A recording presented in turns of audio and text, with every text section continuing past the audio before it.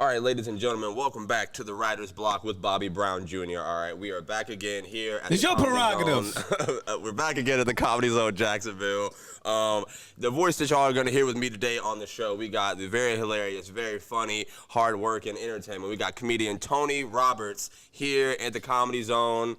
We got 5 shows this weekend, starting tonight, Thursday at 7:30. And we got 2 more Friday and 2 more Saturday.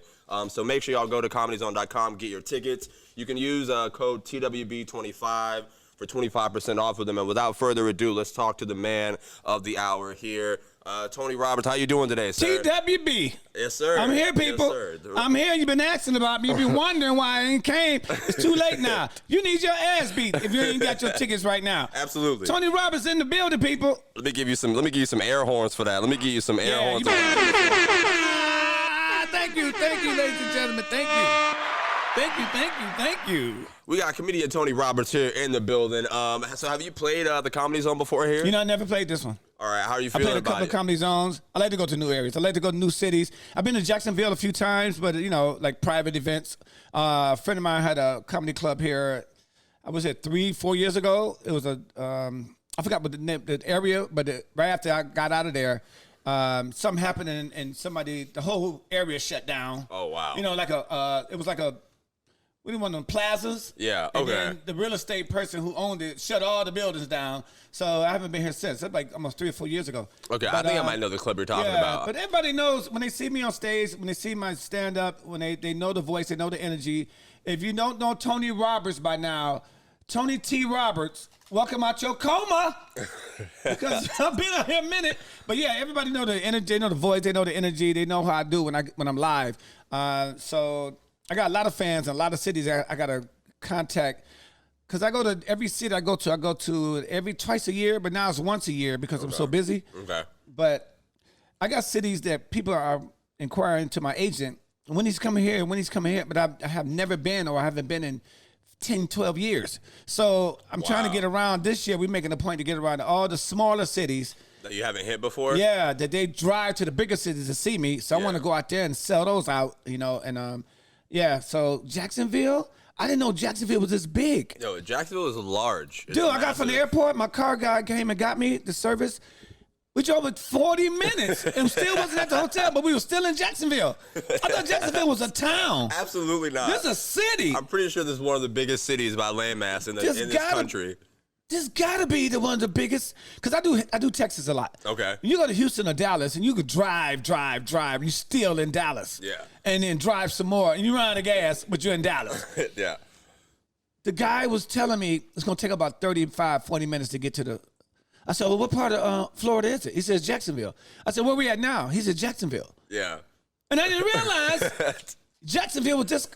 Oh, I got mad respect. Yo, Jacksonville is like literally. I grew up, so I'm from here. I grew up here. I used to live on the north side of town when I was a kid. Now I moved back. I live on the south side, and like no matter where you live on Jacksonville, wherever you go, everything is still 30 minutes away. Like I would think the drive would get shorter. I think it would change. But then you got a lot of real estate. Like they constantly building here. Are they building? They build and then they stop for like 7 months and then just leave us to drive around it, fend for ourselves. It's a lot of land. It is. It is. I didn't know Jacksonville. I had to go on some of my guys and text them. You didn't believe this, dude. Jacksonville is it's bigger than New York City. Oh, absolutely. It's way bigger than New York. It's bigger than Chicago. I don't know about Chicago. I've never been to Chicago. I can't vouch for that one. Well, I'm from Detroit, so I know Chicago back and forth. Because, I was going to ask you. I know that you're from Detroit. Where did you get your start in comedy in Detroit? How did you start doing comedy? Man, let me tell you, man. I started back in 93. 93. Wow. 94. No, 92. I'm going on almost 30 years. Congratulations. That's another round of applause. So I didn't want to be a comedian. Thank you. I'm the brother. They call me BG before Google. I'm old school, right? Yo, I was grown when I started. That might be the title of this episode. Before Google. Before Google with Tony Roberts. Before Google. The BG of comedy. So, I'm one of the old heads. So you started in 93, 94. What was that? What was the vibe of comedy like? I think it was 92, maybe something like that. But I didn't want to be a comedian. I mean, I did 10 years in the Army when I got out of high school. Okay. So I said I'm gonna do something. I tried a bunch of jobs. I couldn't. It didn't work. Yeah. Like what? Everything. I done cleaned houses. I delivered mail. I had all fast food restaurants. I was a busboy at Red Lobster. Yeah. I was a janitor. I was everything. So when did you decide these jobs ain't it? What happened was a couple of my sisters are nurses at nursing homes. Okay. So they let me be the nursing assistant. So I was changing diapers, doing people hair, old people, just, I had 7, 8 patients. I mean, I'm like, I'm sick of this. That's good karma, though. That means whenever you get old, people are going to take care of you because you took care of them as work. You don't want to get old. When you got to change my diaper, I'm going to kill myself. I'm going to give you a heads up. Don't even come back tomorrow. bring the priest. Roll off the bed. It's evaporated. I'm take all my pills at one time for a week of pills. And I do a joke like that. My sister tried to kill herself. She had 2 bottles of pills, took them all, but they were Flintstone vitamins. So you're the healthiest girl alive. That's hilarious. So then I took the backdoor exam. They gave me the hookup, so I became a LPN. So I was doing nurses and vital signs and nurses and pills. I was wild, dude. So then me and my boy went to open mic night, just hanging out one night, drinking. This is Detroit? In Detroit. And we got to a comedy club. We just kicking that. And they said, who wants 3 minutes? Who want to get on stage, 3 minutes of fame, blah, blah, blah. And he was pushing me, man, you be making us laugh, go up. So I was like so nervous. I was never a people person, like outgoing like that. I'm still not like that. You know, like before y'all get on stage, you never see me. I don't hang out, nothing like that. You can't. I don't talk to people that's not comedians before I go on stage. Really? So I'm like Michael Jackson. They don't want to see me, and then when I get out there, I'm on it like that. Yeah. So because I've seen you like your energy on stage, you're very engaging. Oh, that's very, always. Like that. But so to this day, just before the show, you like to. That's another story. Go ahead. Okay, but first. My friend said, I bet you $50 you don't go on stage. And of course, I needed the $50. Yeah. Well, who don't? So I got on stage, and I ain't had no jokes. I ain't know what to talk about, so I talked about him. For 3 minutes? Just snapping on it. All right. And so then he started telling me to write some jokes, bought me a little book. I'll never forget this little book, paisley covered book, designed. And he started finding me open mics to go to. Then a guy gave me $250, came up on me and said, I give you $250 if you do 5 minutes at a hair show while we tally up the scores. Okay. I quit my job the next day. Wow. Went poor. Yeah. Poor. Yeah. Homeless people was giving me money. I was poor. So yeah. $300 doing comedy. What? For 5 minutes? That's crazy. I said, I'm not working no more. Yeah. And I went, me and a crew of guys got together and started writing and just, like, I will never forget, me and 4 other guys lived in me and 3 other guys who lived in the 2-bedroom apartment. We had no beds, no furniture. All we had was clothes and a bunch of girlfriends. Man, it was a struggle. The struggle was real. How many people were in this apartment? Dude, it was 4 of us. We didn't care. And then we just struggled to make the rent. We've been evicted 3 times. I never forget it. Wait, you moved back in the same place that you got? Same area, different apartment. Oh, wow. They let y'all back? Well, they didn't know it. The landlords didn't know each other. Got it. So then in 94, I got BET Comic View. Okay. So all of us, I'm clapping this up because that's historic. We all got together and auditioned. They picked me. So and then the year after that, matter of fact, 9 months, I landed Def Comedy Jam. That's big. That's huge. I went to New York and never came back home. I signed 1 year with Russell Simmons. Okay.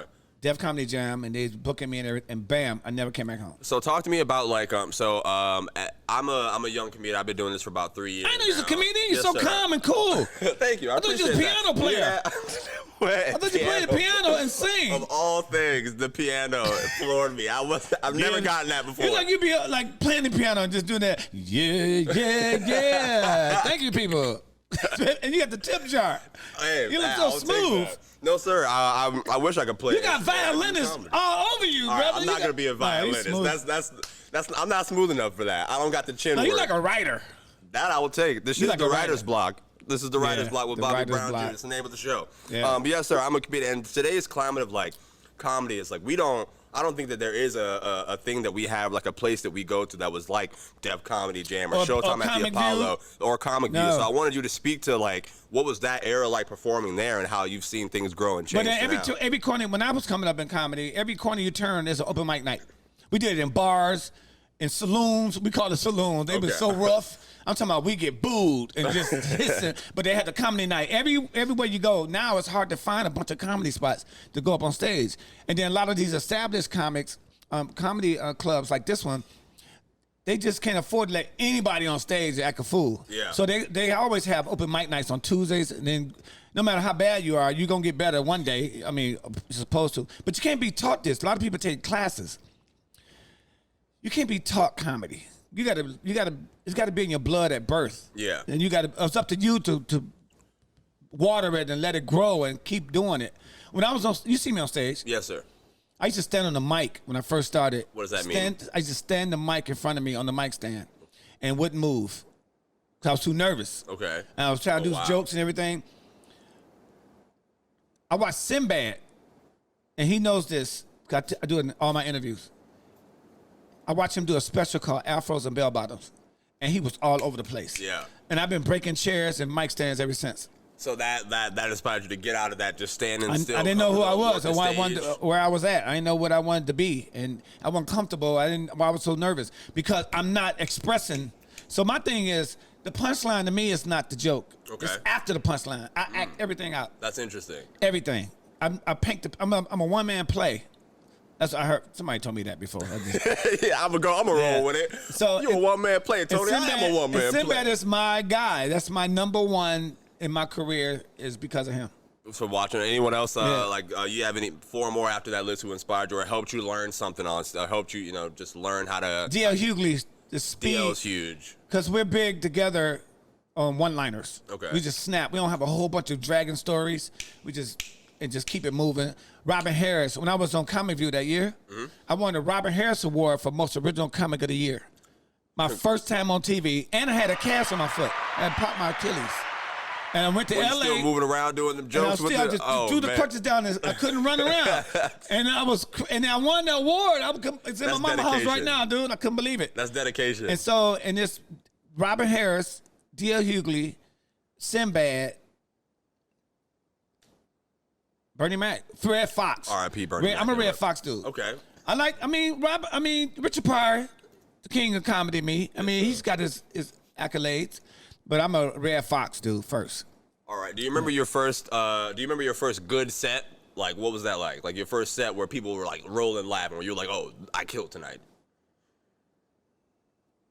No, hell no. Not at all. All right. Do you remember your first? Because there's been so many. We're talking almost 30 years. Yeah. I remember some bad ones. All right.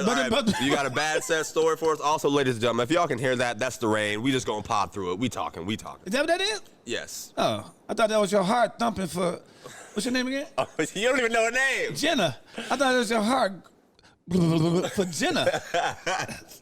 It's this gorgeous young girl here.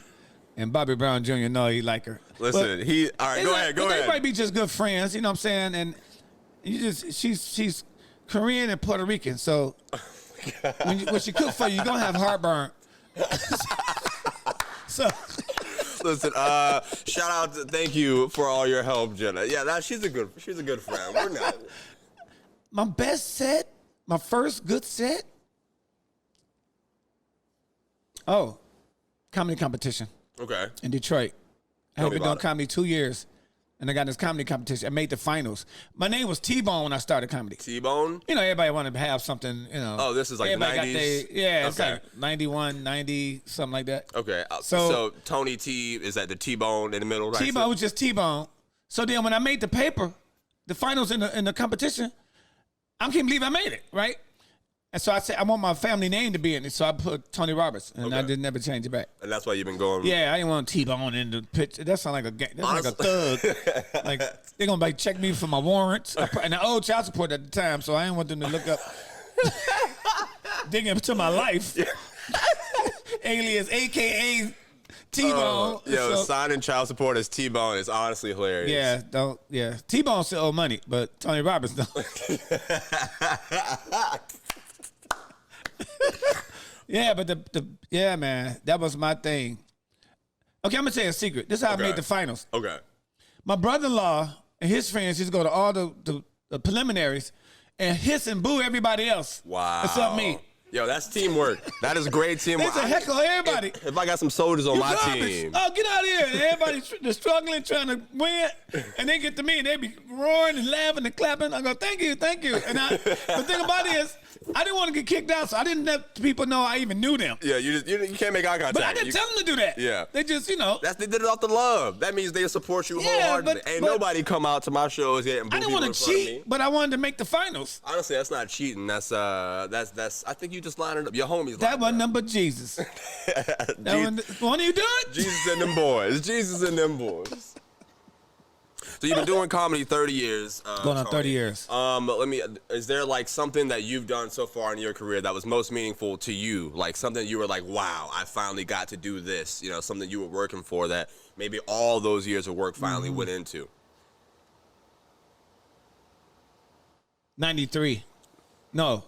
2003. I did the Apollo. All right, tell me about that experience. Right after, I was so nervous. Somebody asked, we want you to do the Apollo. I'm like, okay, whatever. What you want me to do? I didn't want in a competition with the Sandman. I was a guest.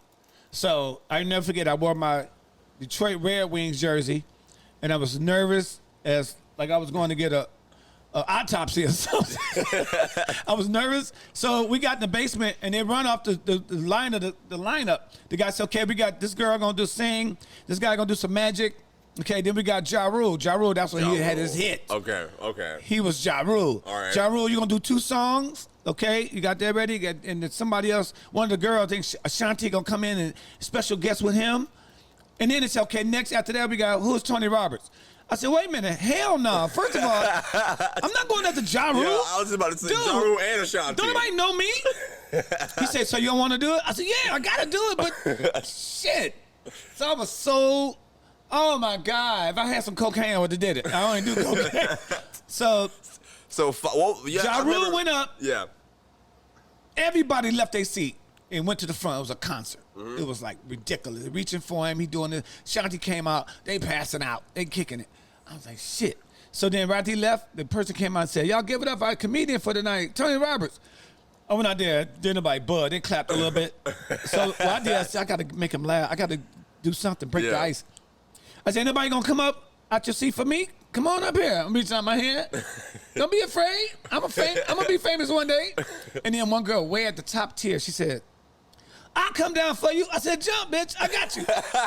And everybody started laughing, and I started hitting them. One-liners. Bam, bam. Just kept hitting them. Wouldn't let them go for 14 minutes. Standing ovation. Perfect. That's and I said to myself, I can do this forever. Because I'm new. When you go to New York, and I was there for like 6 years. Yes, sir. You still like, this is New York. You know, you running across some big names, and these crowds supposed to be the toughest in the world.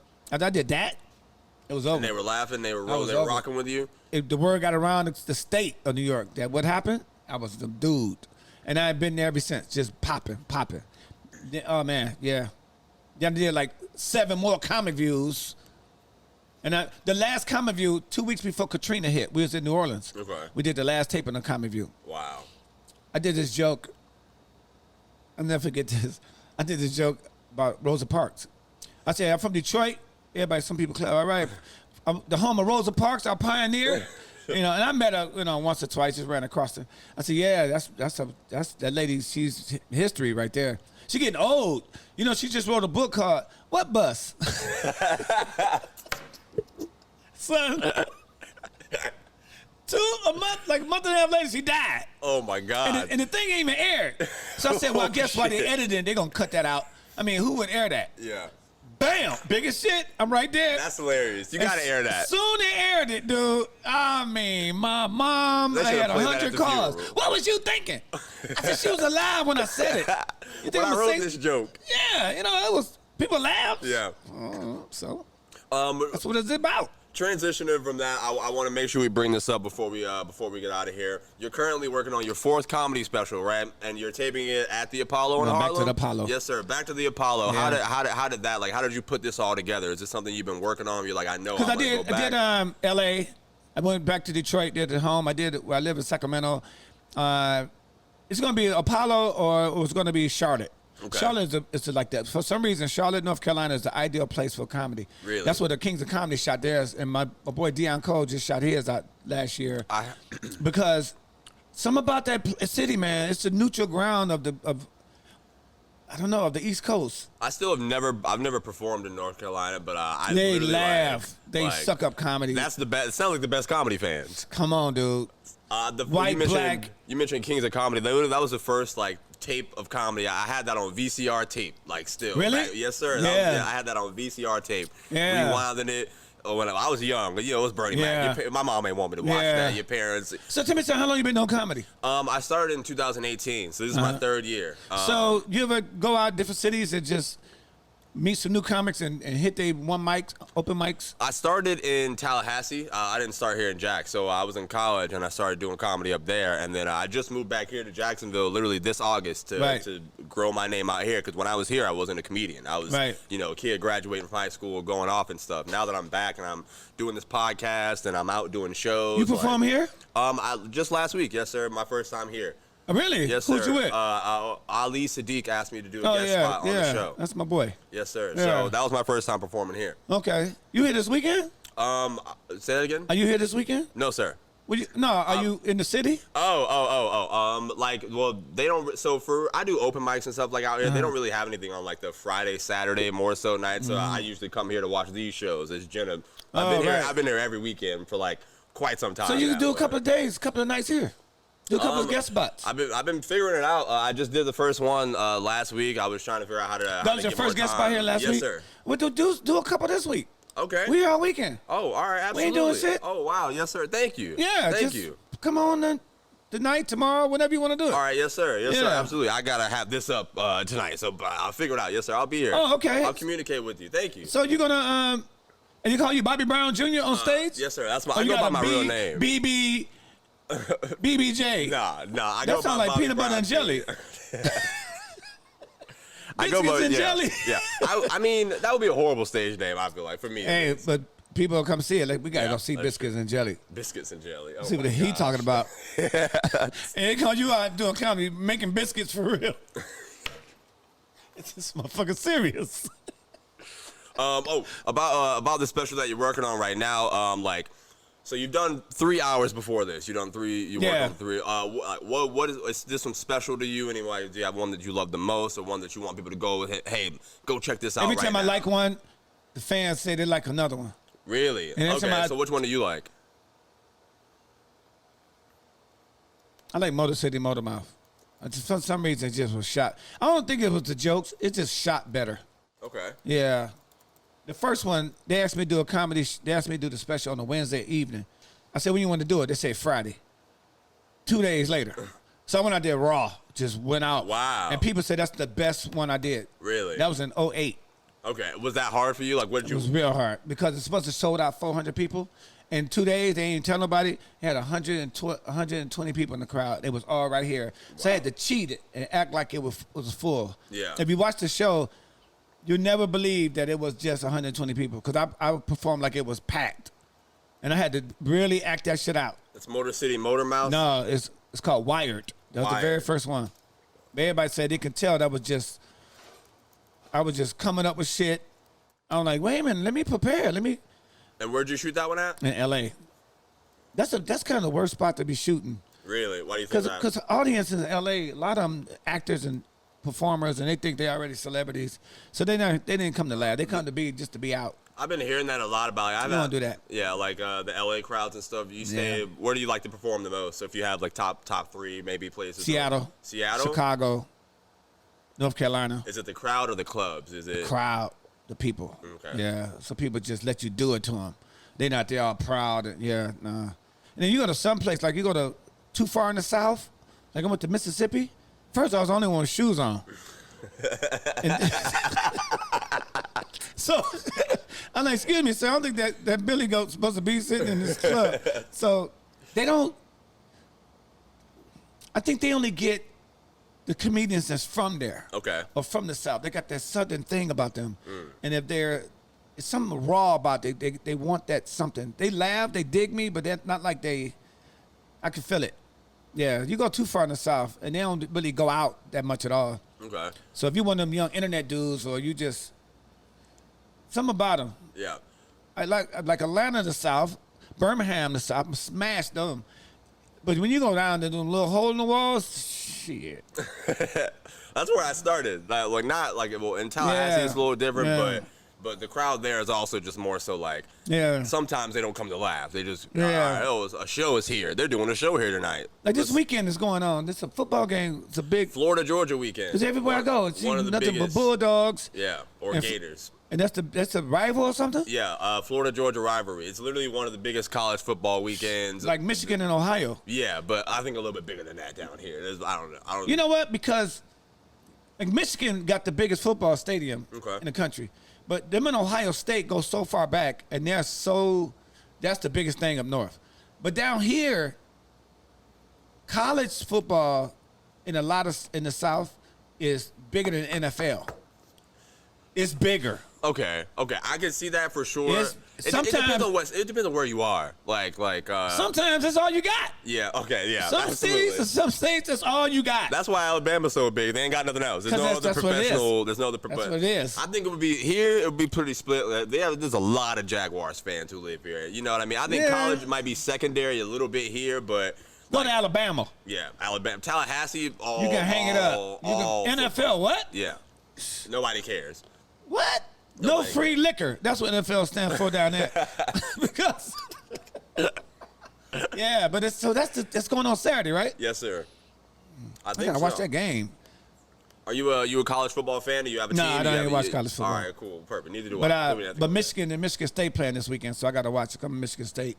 My family went to Michigan State, so all my sisters. How does your family feel about your career as a comedian, man? How do they? Well, when I first quit my job, we was at dinner with my mom, and I got 5 sisters, like 6 and me, and I'm the youngest. Okay. So we all with dinner. 4 of us is with dinner with my mom, and my mother said, "So your sister said you quit your job because you never." What? To my parents, you never quit your job unless you got something else. Oh, wow. So you said you quit a job, you quit another job. So what you doing now? And I looked at her like, I can't believe she said this, right? And then my sister said, he a clown now. My mother lost her damn mind. She said, ain't no pension plan and no. I said, I'm a comedian, Mom. I'm gonna be a comedian. Ain't no pension plan and no comedian. Just leave that shit alone. Get you some insurance. I said, you'll see. Watch. I felt like a failure when they said that shit. And every time, like we were so poor as comedians, I go to do a city and the promoters are like a jibbers out our money. Yeah. So I say, shit, we can't get home. So we got to have my sister, my mom, Western Union us some money so I can catch the Greyhound home. It was like a struggle. It was real, dude. Yeah. And so now I'm selling out theaters back home in all over the country. So now they want tickets. Another round of applause. My mama said, baby, you know I need 15 tickets. 15? You know, goddamn 15 tickets, bro. Get 2 tickets. But you and that no boyfriend you never have. I'll never see my mom with nobody. But my sisters, hey, you know what the deal is. My sisters are thugs. Oh, that's the light of your life. Oh. She said, hey, honey, remember me. She said, hey, wrap it up, Bobby. We gotta go. No, I'm kidding. Mr. Jenna put on her good shoes for you. Yo, Jenna. She got her.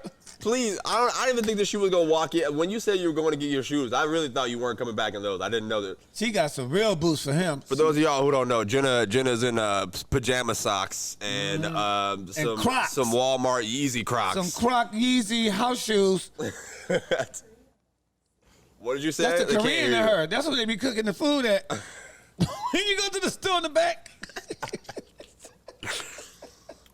All right, ladies and gentlemen, Tony Roberts is here at the ComedyZone Jacksonville. All right, tonight, Thursday, 7:30. You got 2 shows tomorrow, 7:30 and 10. 2 more shows on Saturday, 7:30 and 10 p.m. You don't want to miss this. Make sure y'all go to ComedyZone.com. If you miss any of the shows, you can catch me 5:30 in the morning at the airport. Take a picture. I'm flying out. Jacksonville Airport. Make sure y'all get there early, too. You know, it takes a while to drive there. Hey, follow me at Tony T. Roberts. At Tony, and I'm going to make sure Across to the board, Facebook, Instagram, Tony T. Roberts. Put that T in the middle, or you're going to get an old white guy. And I'm going to make sure to put all the information in the description of this episode as well. I appreciate it.